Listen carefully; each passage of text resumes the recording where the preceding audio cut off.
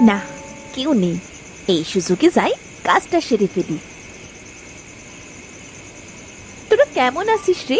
দিনে তো তোদের দেখতেই আসতে পারি না। আমার শাশুড়ি আর স্বামী জানতে পারলে আমাকে আস্ত রাখবে না। তাই তো তোদের সাথে দেখা করতে রাতে লুকিয়ে আসতে হয়। একটু পানি খেয়ে নে তোরা। দিনে তো তোদের যত্ন নিতে পারি না। তোরা কি সুন্দর হয়ে উঠেছিস রে। এখন থাক তোরা, আমি এখন যাই, পরে আবার আসবো।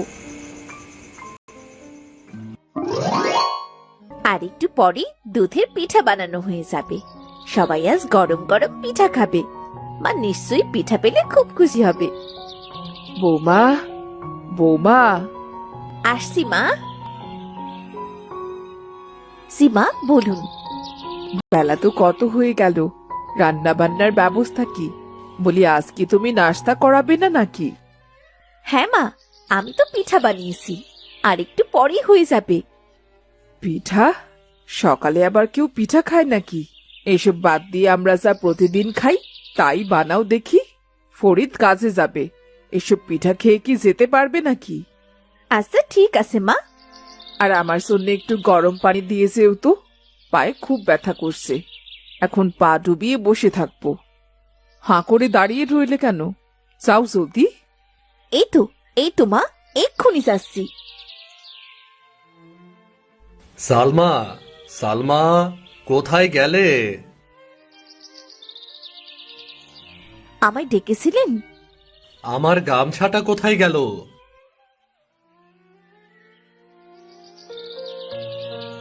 জলদি তেলের শিশিটা নিয়ে এসো। আমাকে বের হতে হবে, জলদি তৈরি হতে হবে, দেরি করা যাবে না। অন্তত নাস্তাটা করে তো বের হন। নাস্তা করারও সময় নেই, জলদি বের হতে হবে। বেশিক্ষণ লাগবে না তো, নাস্তাটা করেই বের হন না। ঠিক আছে, যাও, জলদি নাস্তা নিয়ে এসো। দেরি করো না যেন, দেরি হয়ে গেলে আমির আলীকে আর পাবো না। না না, দেরি হবে না। আপনি একটু বসুন, আমি এক্ষুনি আনছি।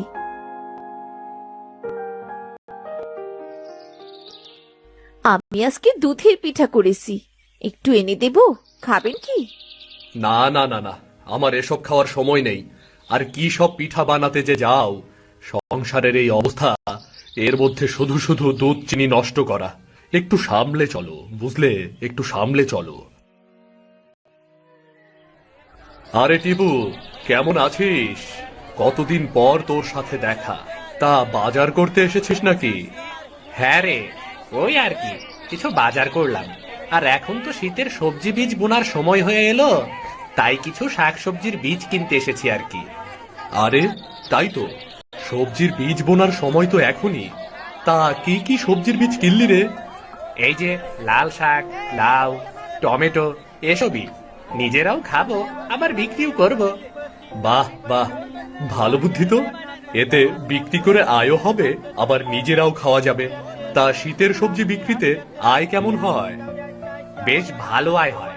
আমাদের গ্রামের অনেকেই তো সবজি বিক্রি করে বেশ ভালো আয় করছে। তাই নাকি? জানতাম না তো। হ্যাঁ, ওই যে উত্তরগড়ের কামাল ভাই, 1 বছর আগে তার খাবার কেনার পর্যন্ত টাকা ছিল না, এখন সে একটা গরু পর্যন্ত কিনে ফেলেছে। তাই নাকি? তবে আর বলছি কি, সবজির ব্যবসা বেশ ভালো লাভজনক ব্যবসা। শুধু ঠিক মতো চাষের পদ্ধতি জানতে হবে। আমি বেশ ভালোই জানি কিভাবে চাষ করতে হয়। তোর কথা শুনে আমারও ইচ্ছে করছে সবজি চাষে নেমে পড়ি। সারা বছর নিজেরা তাজা সবজি খাবো, আর সবজি বিক্রিও করব। হ্যাঁ, শুরু করতে পারিস, তোর লাভই হবে। তা তুই হাটে কি শুধু বাজার করতে এসেছিস? না রে, শুধু বাজার না, আমি এসেছি একটা ছাগল কিনতে। ভাবছি ছাগল পালন শুরু করি। সময় মতো একটা ছাগল বিক্রি করতে পারলেই অনেক পয়সা। হ্যাঁ, এটাও ভালো বুদ্ধি।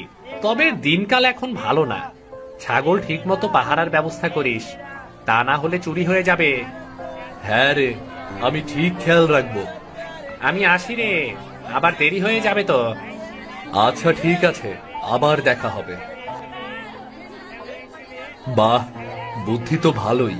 সবজি চাষের ব্যাপারটা মাথায় রাখতে হবে। কই গো, কোথায় তোমরা? দেখে যাও কি এনেছি। দেখো কি এনেছি। আরে বাহ, ছাগলটা তো বেশ হয়েছে। হ্যাঁ মা, পালার জন্য নিয়ে আসলাম। এটা পেলে বেশ আয় রোজগার হবে। ভালো করেছিস বাবা, খুব ভালো করেছিস। তা দাঁড়িয়ে আছো কেন বৌমা? যাও না, ছাগলটার জন্য জলদি খাবার নিয়ে এসো। হ্যাঁ, জলদি যাও, ছাগলটার জন্য খাবার আর পানি নিয়ে এসো। সবকিছু তোমাকে বলে দিতে হয় নাকি? নিজে থেকে কিছু করতে পারো না তুমি? এক্ষুনি যাচ্ছি মা, আমি এক্ষুনি খাবার আনতে যাচ্ছি।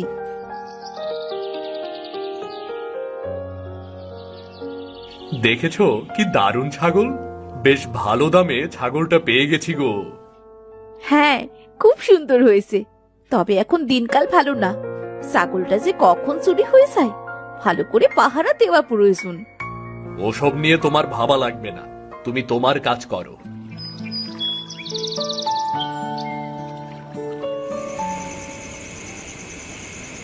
আপনি শুয়ে পড়েছেন যে, ছাগলটাকে পাহারা দেবার ব্যবস্থা করলেন না? আহ, থামো তো। ও ছাগল চুরি হবে না। আমাদের গ্রামে কি কোনো চোর আছে নাকি? বেশি বুঝতে যেও না তো তুমি। চোর নেই ঠিক আছে, কিন্তু কার মনে কি আছে তা কি বলা যায় নাকি? হয়তো আপনার পরিচিত কেউই চুরি করলো। কি সব বাজে কথা! অমন কেউ নেই, থাকলে আমি বুঝতে পারতাম। বক বক বন্ধ করে ঘুমাও তো, বেশি বুঝতে যেও না।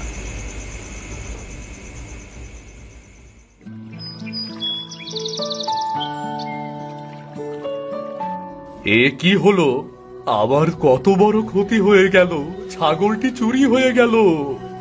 না জানি কার চোখ লাগলো, এই ছাগলটাই চুরি করা লাগলো। আমি কত কষ্ট করে টাকা ঋণ করে ছাগলটি কিনেছিলাম। ভেবেছিলাম ছাগলটির দুধ বিক্রি করে কিছুদিন পর ঋণ শোধ করে দিতে পারবো। এখন আমি কি করব? আমার কত বড় ক্ষতি হয়ে গেল। আপনি কোনো চিন্তা করবেন না, দেখবেন একটা উপায় নিশ্চয়ই পাওয়া যাবে।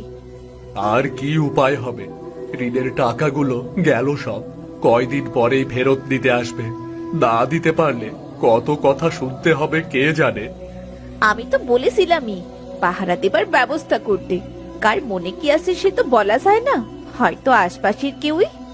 তুমি কি বলতে যাচ্ছ? তোমার কথা শুনিনি তাই চুরি হয়েছে, তাই না? না তা না, আমি তো কেবল। বক বক বন্ধ করে ছেলেটার জন্য পানি নিয়ে আসো। দেখছো না ছেলেটার দুশ্চিন্তায় চেহারাটা কেমন শুকিয়ে গেছে। আমি এক্ষুনি পানি আনছি মা।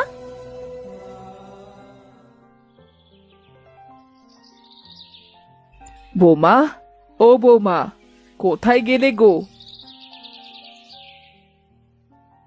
কিছু লাগবে মা? হ্যাঁ, কি করছিলে? এই তো মা, কাঁথা সেলাই করছিলাম। এইসব কাঁথা কাপড় সেলাই করে কি হবে?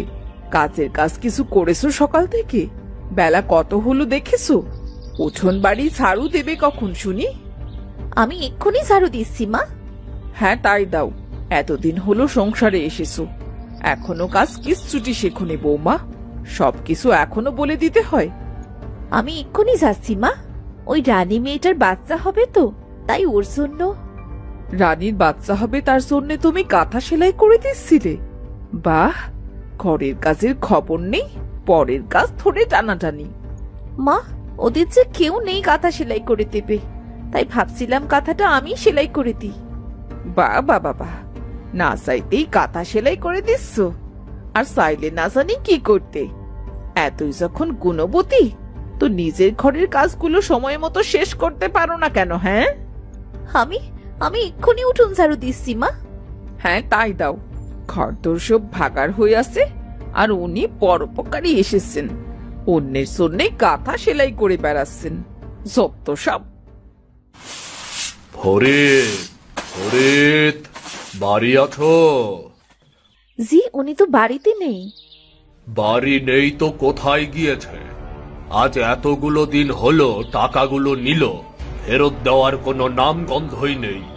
বলি, টাকা কি গাছে ধরে নাকি? আপনি বসুন, উনি এক্ষুনি চলে আসবেন, কথা বলে যাবেন। ওসব বসা টসার সময় নেই আমার, আমি যাচ্ছি। ফরিদকে বলবেন টাকার ব্যবস্থা করে রাখতে, আমি এসে নিয়ে যাব। জি আচ্ছা ঠিক আছে, আমি বলবো।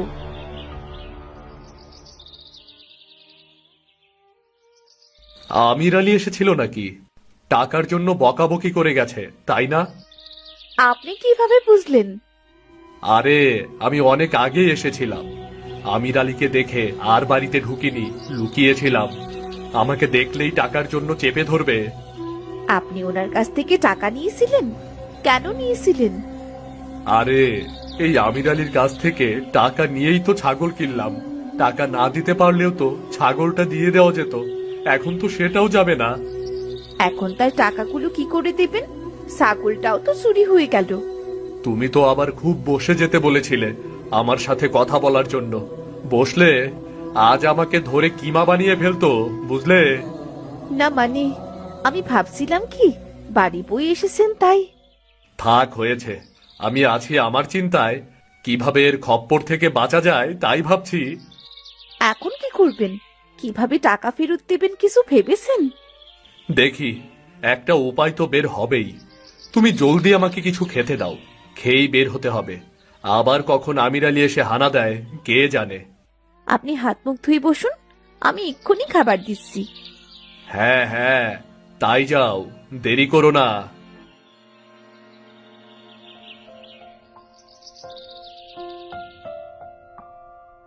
বুঝলে মা, ভাবছি এবার আর কোনো পশু পাখির কিংবা হাঁস মুরগির চাষ করব না।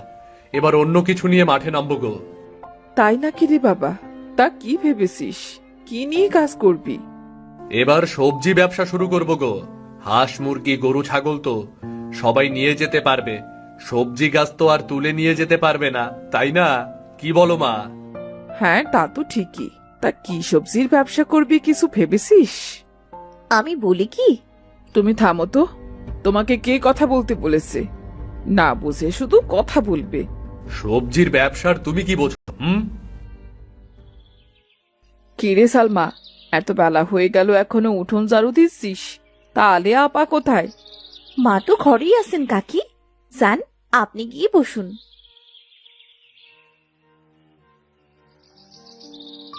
কি রহিমা নাকি?